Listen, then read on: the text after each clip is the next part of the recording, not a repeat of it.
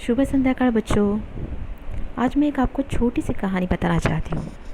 एक गांव में एक बूढ़ी औरत अंगूर बेचने का व्यवसाय करती है। एक बार एक ग्राहक उसके पास आता है और उसे कहता है कि माँ जी, आप बहुत ही महंगे अंगूर दे रहे हो। तो वो बूढ़ी औरत कहती है, ज़मीन पर अंगूर की और एक टोकरी है। मेरे पास जो टोकरी है उसमें अंगूर के गुच्छ है और ज़मीन पर जो टोकरी रखी है वो गुच्छे से अलग हुए अंगूर की रखी है। तो वो आपको 10 रुपये किलो मिल जाएगी, आप वो लेके जाइए। तो ग्राहक कहता है कि माँ जी, ये खुले हुए अंगूर और गुच्छे से लगे हुए अंगूर में क्या फ़र्क है? तो वो जो बूढ़ी औरत होती है वो उस ग्राहक से कहती है, जो अपनों के साथ रहते हैं, यूनिटी के साथ रहते हैं, एकता के साथ रहते हैं, वो बहुमोल होते हैं। मतलब खुले हुए अंगूर से गुच्छे में लगे हुए अंगूर की कीमत जो है दुगनी और तिगनी है, और जो यूनिटी से अलग है, गुच्छे से अलग है, उसका इतना मोल नहीं है।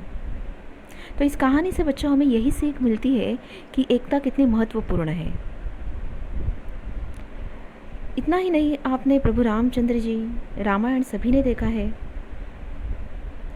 रावण मरते समय प्रभु रामचंद्र जी को कहते हैं कि आपका भाई आपके साथ था और मेरा अपना मेरे साथ नहीं था। मतलब यूनिटी कितनी इम्पोर्टेंट होती है। यूनिटी नहीं होगी, कोई भी किसी भी प्रकार का युद्ध जीतना बहुत ही मुश्किल है। तो आज हम जो देखने वाले हैं वो एकता के बारे में देखने वाले। हमारे भारत में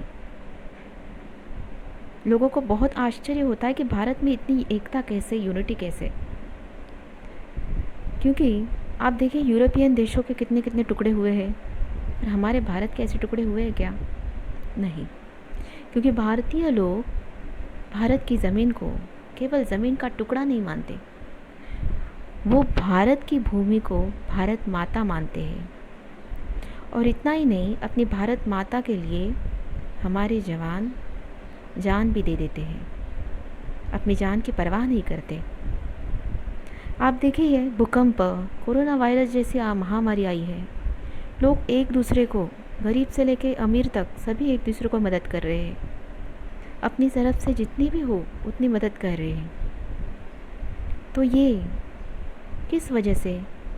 भारत में इतने सारे जाति, धर्म, पंथ के लोग हैं, तो भी भारत में एकता है, इंसानियत है। क्योंकि सभी धर्म इंसानियत, अच्छाई सिखाती है, और सब लोग धर्म के अनुसार रहेंगे तो अर्थ, काम, मोक्ष, ये तीनों की प्राप्ति अपने आप हो जाती है। और यही संस्कृति, परंपरा जो भारत की महान है, उसकी वजह से भारत की एकता आज भी टिकी हुई है। और हम हमारे भारत का गुणगान गाने वाले हैं। भारत का जो गौरव गीत है, इस कविता के माध्यम से हम देखने वाले हैं। आज जो हम कविता देखने वाले हैं उसका नाम है भारत अमुचा देश। कवी शरद कांबळे, 1974। प्रसिद्ध कवी, विविध वृत्तपत्रे, नियतकालिके यातून लेख व कविता प्रकाशित आहेत। त्यांचा तुझ्यासाठी हा चारोळी संग्रह प्रसिद्ध आहे। ठाणे जिल्हा युवा पुरस्कार व पंचायत समिती शहापूर शिक्षक पुरस्कार यासारख्या पुरस्कारांनी ते सन्मानित आहे। तो ये जो कवि है, उन्होंने न्यूज़पेपर में से, मैगज़ीन से अपने लेख जो है, आर्टिकल है, लिखे हैं, कविताएं लिखी है। और उनका चारोळी अर्थात 4 लाइन की जो कविता होती है उसे मराठी में चारोळी कहा जाता है। तो तुझ्यासाठी नाम की जो उनकी चारोळी संग्रह है, जैसे कविता संग्रह होते हैं वैसे ही 4 लाइन की जो कविता है उनका संग्रह है, वो उनका बहुत प्रसिद्ध है। उनको अनेक पुरस्कारों से सम्मानित किया गया है, उसमें से 2 पुरस्कार उन्होंने बताए हैं। अभी इस कविता में कवि क्या कहना चाहते हैं? विविधतेतील एकता हे भारताचे महत्त्वाचे वैशिष्ट्य आहे। भारत की खासियत क्या है कि भारत में विविधता होके भी एकता है। ये भारत का महत्त्वपूर्ण वैशिष्ट्य है। आपले संविधान व राष्ट्रध्वज ही आपली श्रद्धास्थाने आहेत। आपले संविधान, हमारा जो संविधान है, राज्य घटना है, कॉन्स्टिट्यूशन है, और हमारा राष्ट्रध्वज अर्थात तिरंगा, तो हमारा तिरंगा झंडा जो है ये हमारे भारतीय लोगों के, हर एक भारतीय नागरिक का श्रद्धा स्थान है. प्रस्तुत गीतातून कवी भारत मातेविषयी गौरवपूर्ण भावना व्यक्त करतात. और इस प्रस्तुत कविता में से, प्रस्तुत गीत में से कवि अपने भारत माता के बारे में गौरवपूर्ण भावना व्यक्त कर रहे हैं. प्रस्तुत गीत किशोर जानेवारी 2018 या मासिकातून घेतले आहे. प्रस्तुत जो कविता है, गीत है, वो एक मासिक अर्थात मैगज़ीन से लिया गया है. मासिक का नाम है किशोर जानेवारी 2018. ऐका वाचा म्हणा. ऐका मतलब लिसन, वाचा रीड, म्हणा मतलब स्पीक, बोलना है आपको. भारत अमुचा देश आम्हा असे अभिमान, जन्मा आलो येथे आम्ही किती भाग्यवान. जरी भिन्नता जशी विविधता, येथे परंतु नांद एकता. पवित्र उन्नत आमची ही संस्कृती महान. अभी ये जो पहला चरण है, पहला स्टांजा है, मराठी में स्टांजा को कहते हैं कडवं. तो पहिल्या कडव्याचा अर्थ आपण पाहूया. पहले मैं मराठी अनुवाद बताऊंगी, बाद में हिंदी में, ठीक है. माझ्या भारत देशाचा मला सार्थ अभिमान आहे. या प्रिय मातृभूमीत आम्ही जन्माला आलो, हे आमचे परम भाग्य आहे. आम्ही भारतीय नशीबवान आहोत. इस भारत भूमि में हमारा जन्म हुआ, इसका हमें गर्व है, फ़ख्र है. और हम भाग्यशाली हैं कि हमारा जन्म इस भारत भूमि में हुआ है. जरी भिन्नता जशी विविधता, येथे परंतु नांदे एकता. पवित्र उन्नत आमची ही संस्कृती महान. अभी मराठी अनुवाद. आम्ही जरी वेगवेगळ्या प्रांतातील भारतवासी असलो, धर्म पंथात जरी विविधता असली, तरी या भारतभूमीवर आम्ही एकजुटीने नांदतो, एकजुटीने राहतो. आमच्या विविधतेत एकता आहे.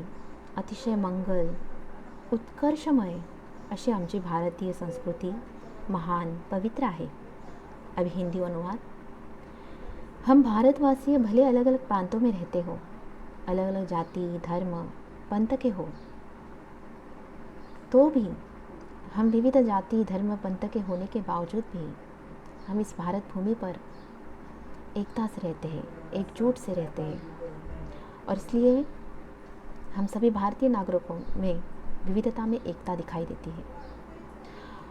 और ऐसी हमारी भारतीय संस्कृति जो है महान है, पवित्र है, उन्नत है, ऐसे कवि कहते हैं.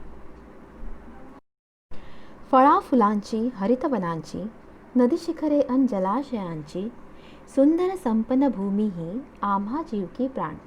मराठी अनुवाद.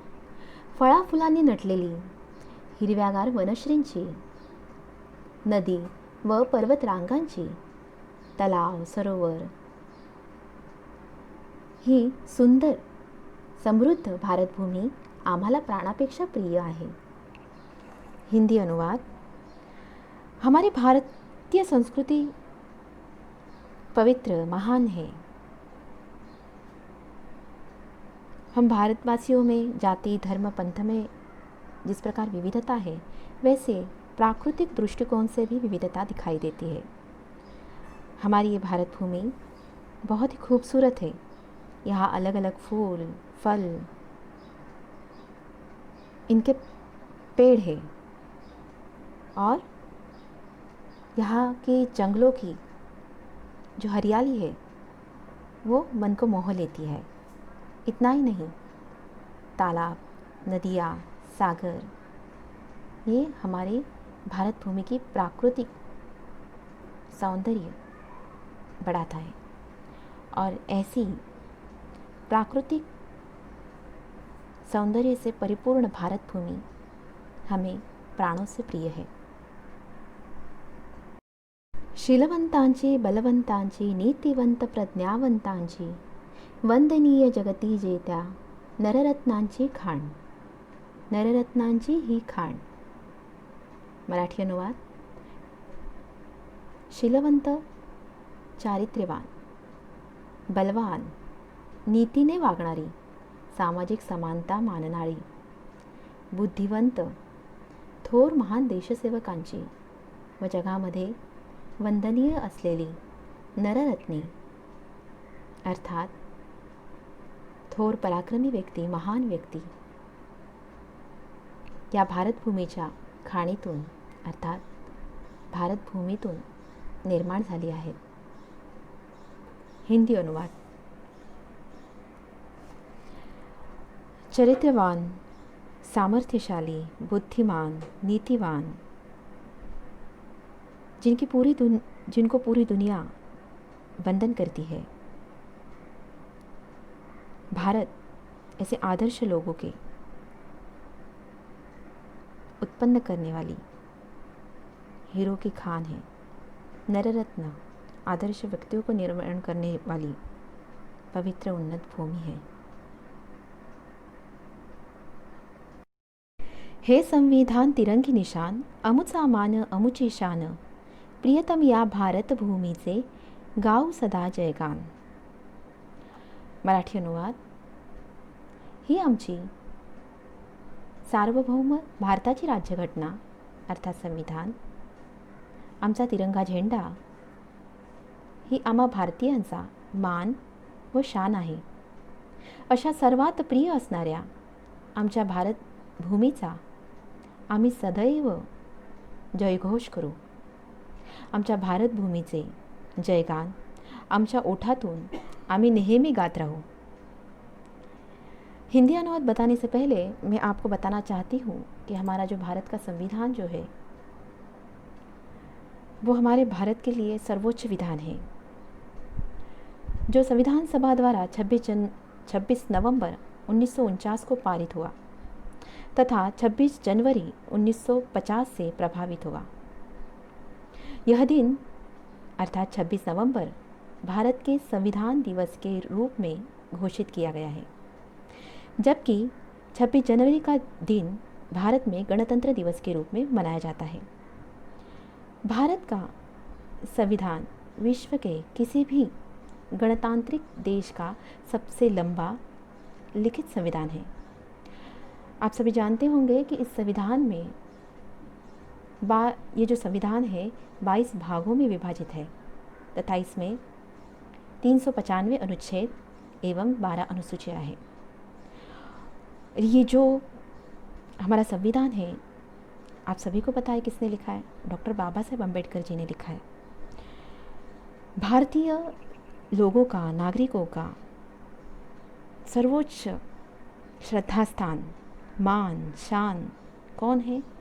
तो भारत की राज्यघटना अर्थात संविधान, कॉन्स्टिट्यूशन और भारत का तिरंगा झंडा, यही हर एक भारतीय नागरिक की मान, शान है. और हम इस भारत भूमि के लाडले हैं और इस भारत भूमि के कामयाबी के, विजय के गीत हमेशा गाते रहेंगे, ऐसे कवि यहाँ पे कहते हैं. बच्चों, अंत में मैं यही कहना चाहती हूँ कि सभी ने इंद्रधनुष्य देखा है. इंद्रधनुष्य में अलग अलग रंग होते हैं.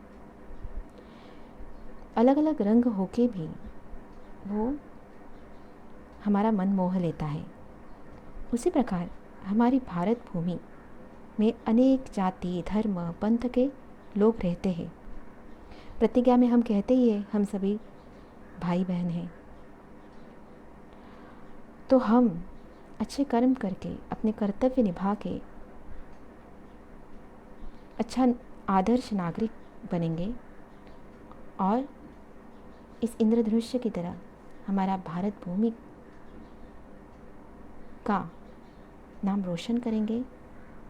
और जैसे इंद्रधनुष्य सबका मन मोह लेता है, उसी प्रकार आदर्श कर्म करके हम पूरे विश्व में भारत देश का सर्वोच्च